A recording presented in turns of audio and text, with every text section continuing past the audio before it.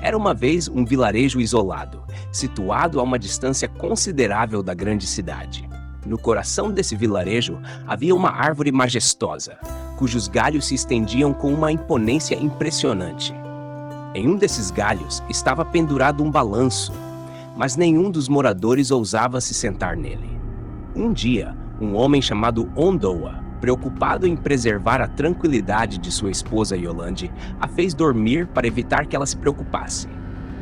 Enquanto descansavam em sua casa, um som estranho chegou aos seus ouvidos pela janela. Choros. Esse som, angustiante e insistente, despertou todos os moradores do vilarejo. A origem desse ruído permanecia misteriosa, mas parecia vir da árvore onde o balanço estava pendurado. Alarmada, Yolande exclamou: "Ondoa, venha rápido! Você precisa ver isso!" Os choros persistiam, cada vez mais intensos. "Oh, meu Deus, o som desses choros parece vir do balanço!" ela gritou. "Não tenha medo, eu vou até lá imediatamente", respondeu Ondoa com uma determinação tranquila. Ele se dirigiu à janela, seus olhos se arregalando de espanto. Ele avistou uma mulher, vestida com um sari branco, sentada no balanço, chorando de maneira inconsolável. Yolande juntou-se a Ondoa na janela e também viu a presença dessa mulher. "Será que é uma bruxa?" perguntou ela com uma preocupação palpável. "Não, é apenas uma mulher em sofrimento", respondeu Ondoa com uma voz calma. O som dos choros continuava a ressoar, enquanto o nível de leite na casa deles parecia diminuir de maneira inexplicável. "Espere, vou sair para entender o que está acontecendo", anunciou Ondoa. "Não, você está louco. Arrisca sua vida", exclamou Yolande com uma preocupação crescente. "Eu preciso ir", insistiu Ondoa firmemente. "Não vou deixar você enfrentar isso sozinho. Vou garantir que essa bruxa desapareça", declarou Yolande. Embora estivessem ambos assustados, tomaram a decisão corajosa de confrontar a situação. Enquanto se aproximavam da árvore, os choros se tornaram cada vez mais penetrantes. Os moradores do vilarejo, despertados pelo barulho, se reuniram em silêncio, observando de longe enquanto Ondoa e Yolande avançavam com cautela. A atmosfera estava carregada de tensão, cada passo ecoando na noite como um sinistro presságio. Ondoa e Yolande finalmente chegaram ao balanço. A mulher de sari branco levantou os olhos para eles, e seus choros cessaram instantaneamente. Um silêncio gélido se instalou, amplificando a sensação de angústia que pesava sobre o vilarejo. Yolande, reunindo toda a sua coragem, falou: "Quem é você? E por que está chorando aqui?" A mulher no balanço não respondeu imediatamente. Seus olhos pareciam vazios, como se estivessem tomados por uma tristeza profunda e insondável. Finalmente, ela murmurou com uma voz etérea: "Eu sou Amina. Eu fui um dia uma moradora deste vilarejo, mas meu espírito ficou preso aqui, ligado a este balanço." Ondoa sentiu um arrepio percorrer sua espinha. "Por que seu espírito está preso aqui?" perguntou ele. Amina abaixou a cabeça, e suas lágrimas começaram a escorrer silenciosamente novamente. "Anos atrás, fui acusada de bruxaria pelos moradores do vilarejo e condenada a morrer sob esta árvore. Desde aquele dia, minha alma não encontra descanso." Yolande se aproximou cautelosamente, colocando uma mão reconfortante no ombro de Amina. "Como podemos ajudá-la a encontrar a paz?" Amina levantou a cabeça, seus olhos brilhando de desespero. "Há uma maldição sobre este balanço. Quem quer que se sente nele herda essa maldição. A única maneira de quebrar esse feitiço é enfrentar a sombra que assombra este lugar e descobrir a verdade sobre minha morte." De repente, ouviram-se passos atrás deles. Um membro da família de Ondoa, sua irmã mais nova, Amélie, se aproximava da árvore. "Amélie, fique longe desse balanço", gritou Ondoa, mas era tarde demais. Amélie, atraída por uma força invisível, já havia se sentado no balanço. Imediatamente, uma sombra negra surgiu da árvore, envolvendo Amélie em um abraço gélido. Seus olhos ficaram vidrados e ela começou a falar com uma voz que não era a dela. "Vocês despertaram o que estava adormecido. A verdade sobre a morte de Amina deve ser revelada, ou o vilarejo sofrerá." Os moradores, testemunhas da cena, recuaram apavorados. Ondoa e Yolande, no entanto, mantiveram-se firmes. "Descobriremos a verdade e libertaremos seu espírito, Amina", declarou Yolande com uma determinação feroz. A sombra desapareceu subitamente, deixando Amélie caída, mas ilesa. Ondoa e Yolande a seguraram nos braços, decididos a desvendar o mistério da maldição e enfrentar os segredos sombrios de seu vilarejo. Enquanto voltavam para casa, uma atmosfera de suspense e terror pairava no ar, e eles sabiam que sua jornada estava apenas começando. A noite caiu sobre o vilarejo isolado, e uma tensão pesada pairava sobre cada lar. Os choros da mulher de sari branco haviam cessado, mas a angústia permanecia onipresente. Ondoa e Yolande estavam agora mais determinados do que nunca a quebrar a maldição, mesmo que isso significasse enfrentar os piores horrores. A possessão de Amélie pelo espírito de Amina havia marcado o início de um pesadelo que iria se intensificar além de seus piores medos. Amélie, agora sob o domínio do espírito de Amina, havia se tornado uma sombra do que ela era. Seus olhos, outrora cheios de vida, agora eram frios e penetrantes, evidenciando a presença maligna que a dominava. O primeiro assassinato ocorreu na noite seguinte. Os moradores do vilarejo se trancaram em suas casas, aterrorizados pelos eventos recentes, mas ninguém podia escapar da vontade vingativa de Amina. O velho do vilarejo, Mbutu, foi encontrado morto ao amanhecer, seu corpo horrivelmente mutilado. Os moradores, abalados por essa tragédia, se reuniram urgentemente na praça central. Ondoa e Yolande, conscientes de que o espírito maligno estava atacando, tentaram acalmar a multidão. Nous devons rester unis, dit Ondoa avec fermeté. C'est l'esprit d'Amina qui est derrière cela. Nous devons découvrir comment la libérer pour mettre fin à cette folie.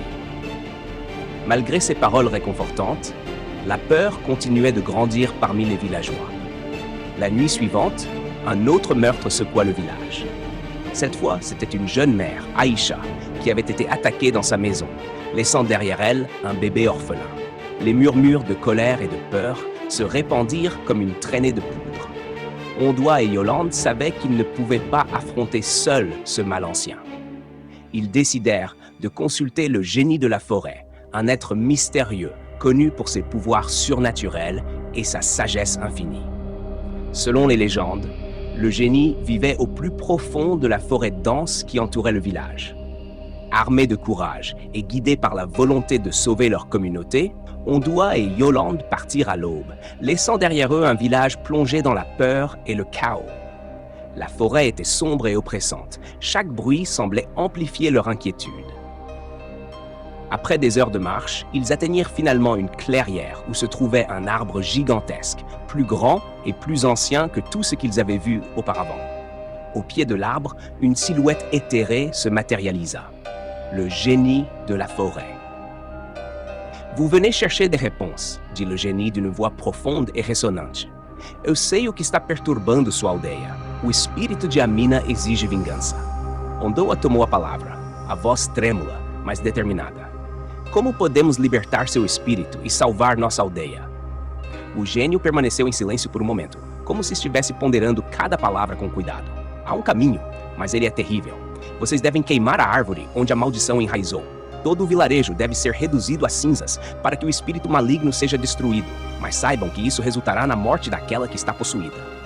Yolande, horrorizada por essa revelação, exclamou: Deve haver outra solução. Amélie é nossa família, não podemos sacrificá-la. O gênio balançou a cabeça tristemente.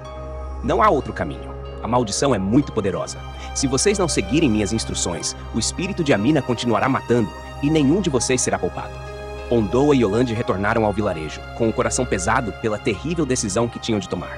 Os moradores se reuniram ao redor deles, com os olhos cheios de esperança e desespero misturados. Ondoa respirou fundo e explicou o que o gênio havia dito. Para salvar o vilarejo, devemos queimar tudo, inclusive a árvore amaldiçoada. Mas isso também significa a morte de Amélie. Um silêncio chocado caiu sobre a multidão. Murmúrios de protesto e medo começaram a surgir. Não podemos fazer isso, exclamou um dos moradores. Deve haver outra maneira. Yolande, com lágrimas escorrendo pelo rosto, acrescentou: Eu entendo a dor de vocês. Amélie é nossa família. Mas, se não agirmos, perderemos muito mais. Finalmente, após longas deliberações, os moradores aceitaram relutantemente o plano. A preparação foi rápida, mas meticulosa.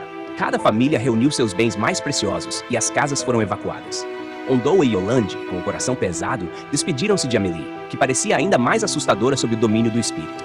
Estamos fazendo isso para libertá-la, murmurou Ondoa, beijando sua irmã pela última vez. Quando a noite caiu, os moradores acenderam as tochas e se dirigiram à árvore amaldiçoada. O silêncio era total, interrompido apenas pelo crepitar das chamas. Ondoa, segurando a primeira tocha, aproximou-se da árvore. À medida que as chamas lambiam o tronco da árvore, um grito agudo ecoou. Amélie, possuída pelo espírito de Amina, contorcia-se de dor. Os moradores recuaram, horrorizados, mas determinados a seguir em frente. As chamas cresceram, engolindo a árvore e as construções ao redor. O grito de Amélie cessou abruptamente, substituído por um silêncio perturbador. A árvore, o vilarejo e o espírito maligno de Amina foram consumidos pelas chamas, deixando apenas cinzas e a promessa de um novo começo.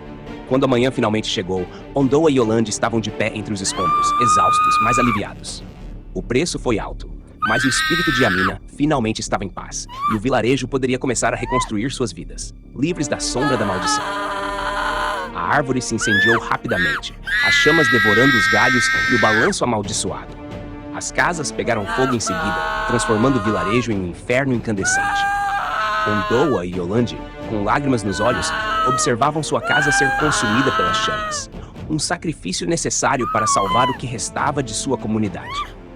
De repente, uma figura emergiu das chamas. Amélie, ou melhor, o espírito de Amina, avançava em direção a eles. Vocês fizeram o que era necessário, disse ela com uma voz suave, mas triste.